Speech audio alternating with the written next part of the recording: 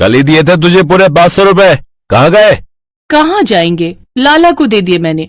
पूरे 2000 रुपए का उधार चल रहा है। 500 रुपए दिए तब जाकर दाल और चावल दिए उसने कल। रहने दे, तुझे पैसे खर्च करने की अकल ही नहीं है। अब से तुझे एक पैसा नहीं दूंगा। ठीक है, फिर अब की बार लाला से राशन तुम ही लेकर आओगे।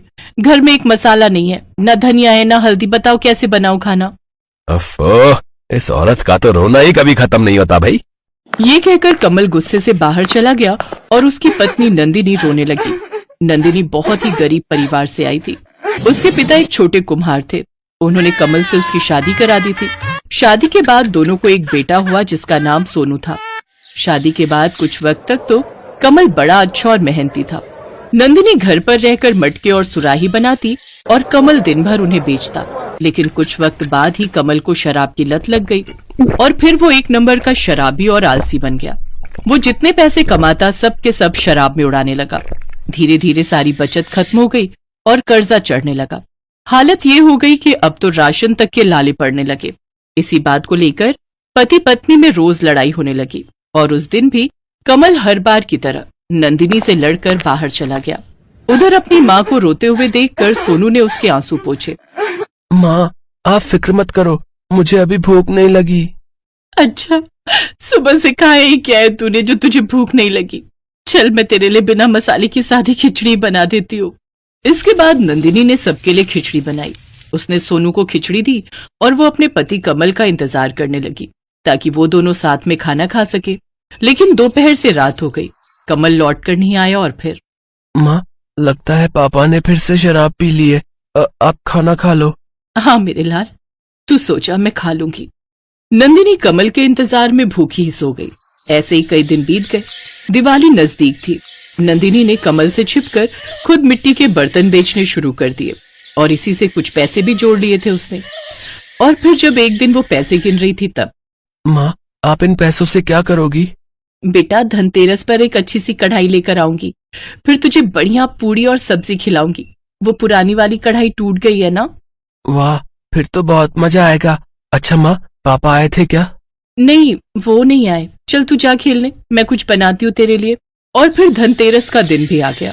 उस दिन नंदिनी ने बाजार से नई कढ़ाई खरीदी। उसने सोचा कि अब दिवाली पर वो नई कढ़ाई में बढ़िया खाना बनाएगी।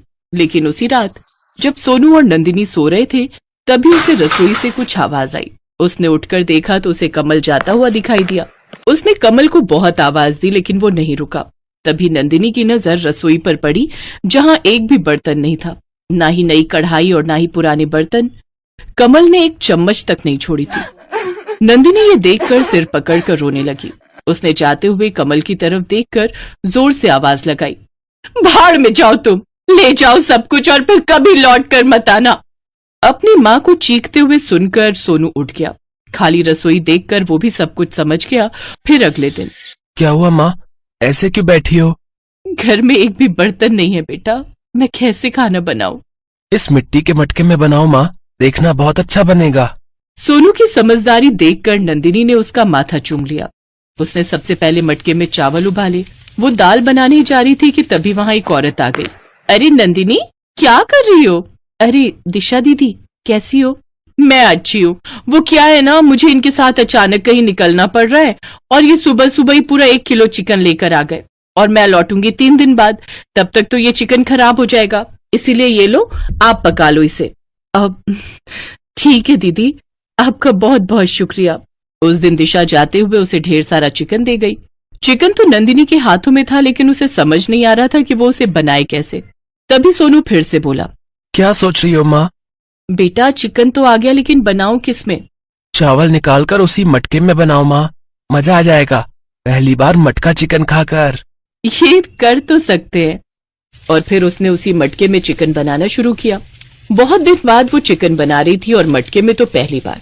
जब चिकन बनकर तैयार हुआ तो उसमें बहुत ही अच्छी खुशबू आ रही थी।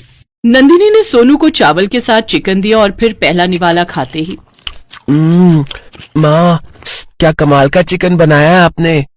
अब आप मटके बनाना छोड़ो और ऐसा ही मटका चिकन चावल बनाना शुरू कर दो। आप चाहो तो मेरी गुल्लक भी तोड़ दो। हम मिलकर एक ठेला लगाएंगे जिसमें आप मटका चिकन चावल बनाकर बेचना। कसम से माँ, पूरा गांव आएगा खाने के लिए। सोनू उंगलियां चाट चाट कर चिकन चावल खा रहा था। ये देखकर नंदिनी की आंखों में खुशी के आंसू आ गए। तभी वो कुछ सोच कर उठी और वहां से सीधा गांव के सुनार के पास पहुंची। उसने अपना मंगलसूत्र सुनार के पास गिरवी रख दिया और उससे मिले पैसों से कुछ बर्तन खरीद लाई। इसी तरह शुरू हो गया उनका मटका चिकन चावल का ठेला। सोनू काम में अपनी माँ की पूरी मदद कर रहा था। शाम तक नंदिनी की लागत के साथ साथ अच्छा खासा मुनाफा भी उसके हाथों में था। सोनू एकदम सही था। गांव के लोगों को मटके में बना चिकन और चावल बहुत पसंद आए। अरे वाह सोनू, हमने तो पहले ही दिन अच्छी खासी कमाई कर ली। चल जल्दी चल, अब कल के लिए तैयारी करेंगे। बीतते वक्त के साथ उनकी तरक्की बढ़ती ही गई। अब नंदिनी की मटका चिकन चावल की बड़ी सी दुकान थी और दुकान के ऊपर ही एक शानदार घर। सोनू बड़ा हो गया था।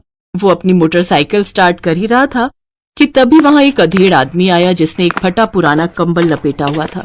वो कमल था। उसने सोनू को देखते ही आवाज लगाई, सोनू, मेरे बच्चे। पापा, आप कैसे हो आप? मैं ठीक नहीं हूँ बेटा, लेकिन तू कितना बड़ा हो गया है तू।